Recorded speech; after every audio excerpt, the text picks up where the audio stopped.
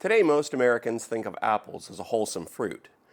Apples may make you think of fall apple picking and the kids at a scenic orchard or your grandma's apple pie. But early Americans did not think of apples that way. To them, apples were for making alcohol. Between 1838 and 1888, hard apple cider was so important to Americans that the U.S. Patent Office issued 254 patents for new cider mills and presses. That means that for 50 years straight, someone came up with another invention about making hard cider every 2.5 months. And remember, all those patents were being applied for and issued at a time when it took weeks to send a letter from Ohio or Michigan to the Patent Office in Washington, D.C. So, let's talk about hard apple cider and the explosion of early American patents for the cider mill. My name is Matt Lappel. I'm a registered patent attorney and historian, and this is Inventing History, because history isn't just made, it is invented. As we were saying, in early America, apples were not for eating. They were for making booze. Hard apple cider was the most popular and most easily made alcohol in the country. For an example, one estimate is that in 1776, the citizens of Massachusetts, on average, drank 7 kegs of cider a year. That's about 35 gallons. To put that in modern terms, by standard 12-ounce bottles, every single citizen of Massachusetts drank a bottle of hard cider every single day. Why so much alcohol? Well, for one thing, really, for their health.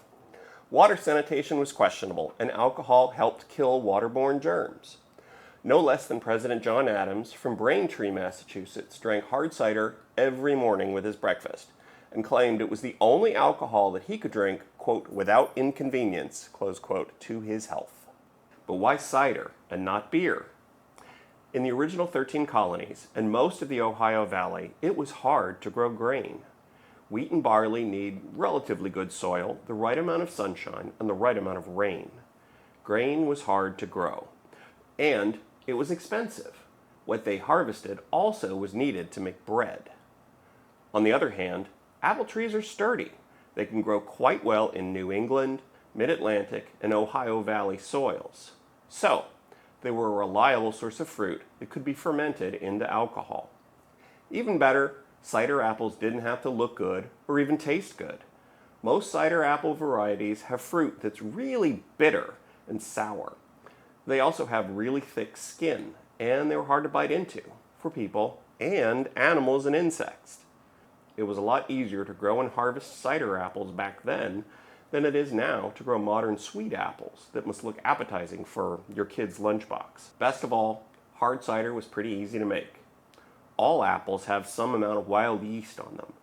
Before there was refrigeration, an open keg of sweet apple cider would start fermenting into alcohol, all by itself, in only a couple of days.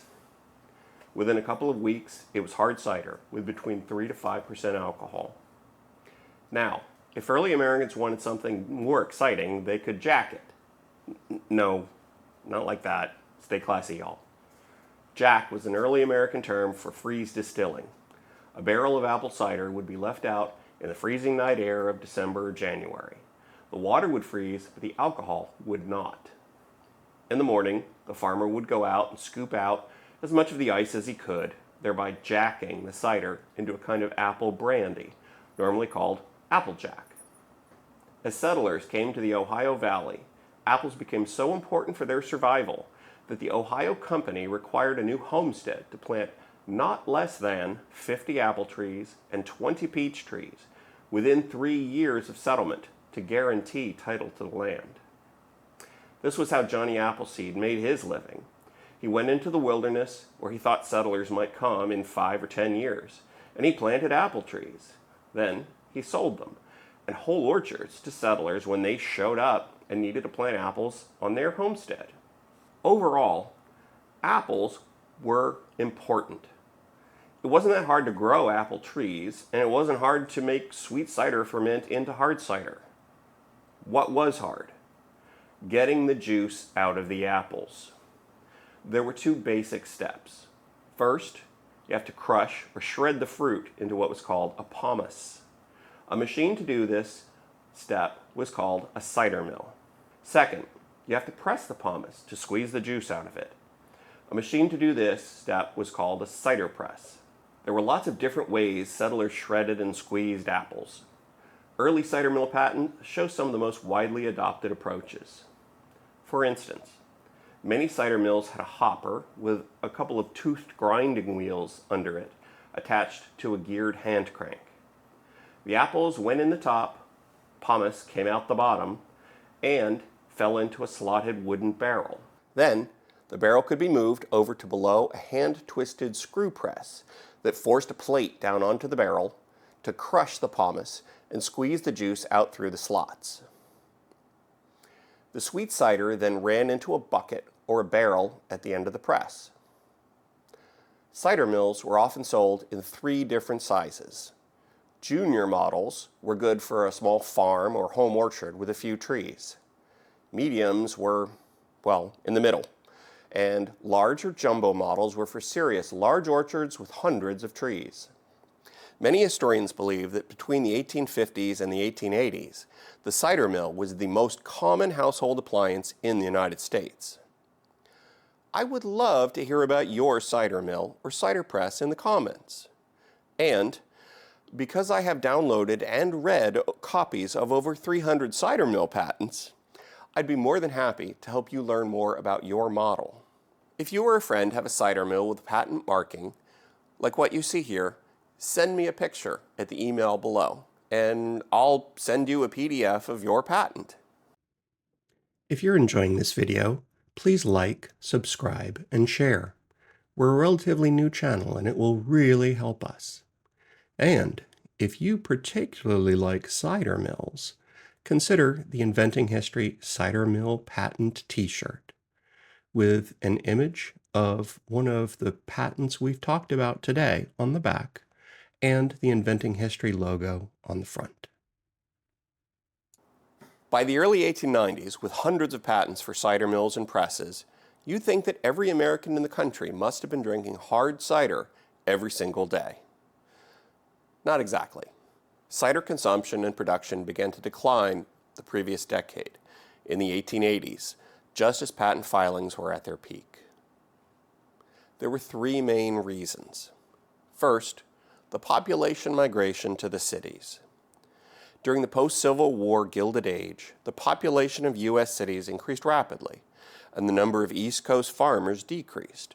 For many Americans living in large, crowded East Coast cities, cider was no longer something that they could make or buy in stores. Second, the territorial expansion of the U.S. and settlement in the Great Plains states resulted in ever-increasing grain acreage. As grain became plentiful, it was less expensive to produce beer or whiskey than it was to make hard cider. Plus, grain is much easier to store and ship than apples are. So, beer and whiskey could be made and shipped to the cities by train more easily than hard cider could.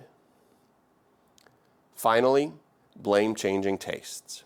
From the 1850s to the 1870s, German migrants to the Midwest and West brought with them new ways to make beer, namely lager and pilsner.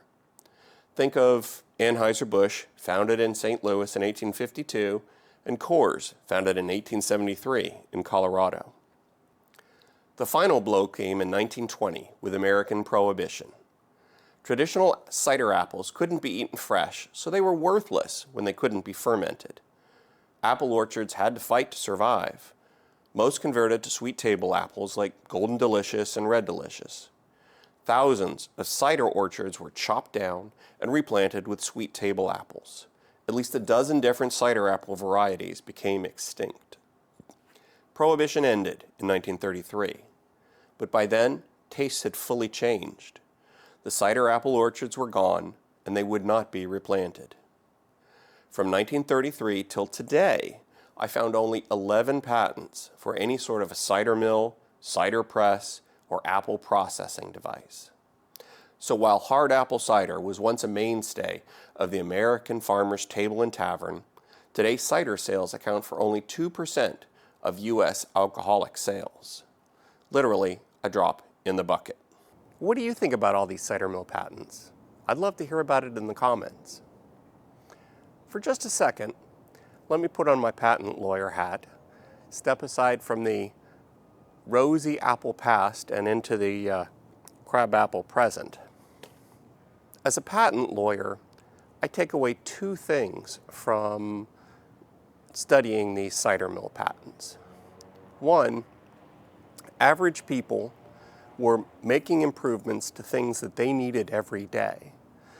They had a need, they made improvements, they made innovation on the things that they used every day to make their lives better. And that is the essence of American innovation, of all innovation. And it's fantastic. Takeaway number two is, and never forget this, patents follow the money. All of these people who applied for patents had to spend hard-earned dollars on attorney's fees and go to the effort to have these patents prepared and filed. They did it not just because they made an invention, but because they thought that they could make money from that invention. Now, did all of these patents turn a profit? Were all of these patents licensed or even made into products? No, of course not. But some of them certainly did. And so what it tells me is that people thought they could make money because there was a market. There was a booming market for cider mills. And everybody wanted to have the better, more efficient cider mill during the course of these 50 years. The flip side is, after Prohibition, there was no longer a market for cider mills. There was no longer much patenting activity. So if you are interested in patenting your innovation, think about whether you're on the front side of a wave of products or on the back side. If your patent right now, if your invention right now is closer to a cider mill that was invented in 1850, fantastic. Maybe you should apply for a patent. If your invention is closer to a cider mill invented in 1979, well, maybe not. Not every innovation warrants a patent. And now, back to the boozy apples. So as the leaves turn color and the weather gets crisp and cold, have a lovely autumn and raise a glass of cider in memory of the inventiveness of the early Americans who always drank their apples.